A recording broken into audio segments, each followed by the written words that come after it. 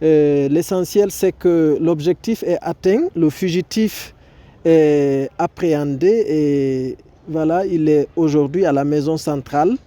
Je précise que je n'ai aucun problème de personne, ce n'est pas une affaire de personne, sinon c'est un père pour moi, Papa Claude Pivy, c'est un père pour moi qui a servi ce pays. Alhamdulillah, salatu wassalamu ala rasulillah. Permettez-moi de commencer par citer la recette coranique que j'avais composée à cet effet. Kaf ha ya ayn sad ha mim ayn sin qaf bara'atun min Allah wa rasulihi ila alladhina ahadtu min al-mushrikin fitrata Allah allati fatara an-nasa 'alayha la tabdila li khalqillah thumma qabadnahu ilayna qabdan yasira wa qudiya al-amru kun fayakun. C'est l'extrait de 7 versets coraniques que j'avais composé pour ce dossier spécialement.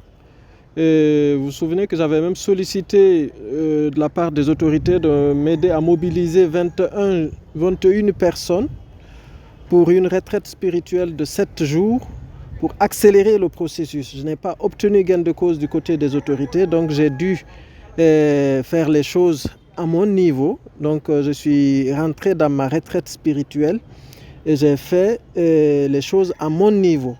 Donc ça a pris le temps que ça a pris. Je précise qu'il n'y avait pas de délai au préalable.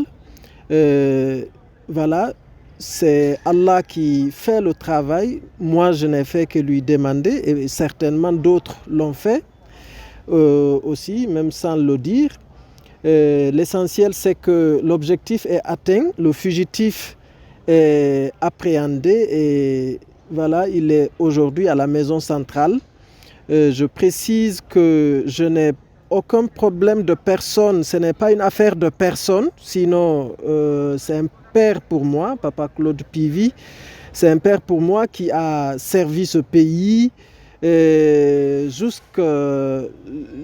ce que ce problème du 28 septembre est arrivé et il y avait un procès en cours et c'est là qu'il y a eu cette évasion.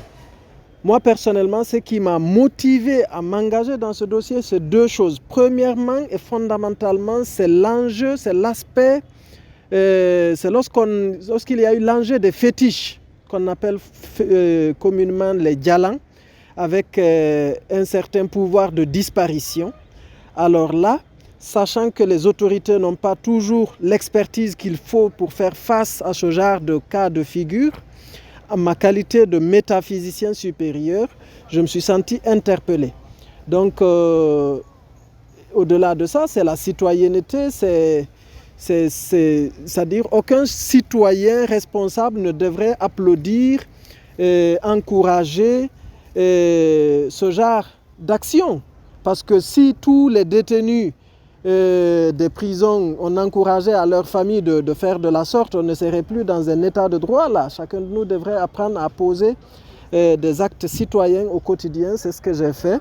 Et voilà. Mais justement, le travail de la métaphysique, c'est de détruire ce pouvoir de disparition. Je vous ai dit que c'est ma principale mission à moi.